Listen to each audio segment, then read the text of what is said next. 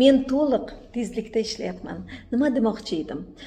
Bir qizimiz Shahlo opa menga ideal matn bering dedi, taklif qilishga. Men o'ylab qaradimda, ideal matn nima degani? Ideal matnda o'zi yo'q. Har bitta lider, har bitta yetakchi o'zini ideal matnni tuzib oladi, o'zini tajribasiga qarab. Shuning uchun ideal matn yo'q. Bu yerda faqat odamlar bilan aloqaga kirish bor. Agar siz odamlarni eshitsangiz, har bitta odam bilan siz har xil matnda gaplashasiz, har xil yuzunda gaplashasizda, ularni eshitsangiz, o'shanga qarab siz ularga javob bera olasiz. Hozirgi kunda aloqaga kirish bu yangilik emas. To'g'rimi? Bugun bu yana bir qadam, yangi bir qadam. Odamlar bilan muloqotga kirish, aloqaga kirishda, odamlarni eshitish, o'rganish ularda.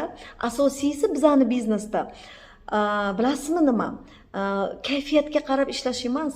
Asosiysi siz o'zingizni biznesingizda intizomda har kuni qadamma-qadam bir xil qadamlar bilan siz o'zingizni biznesingizni rivojlantirishingiz mumkin va kayfiyat sizni biznesingizga ta'sir qilmasligi kerak.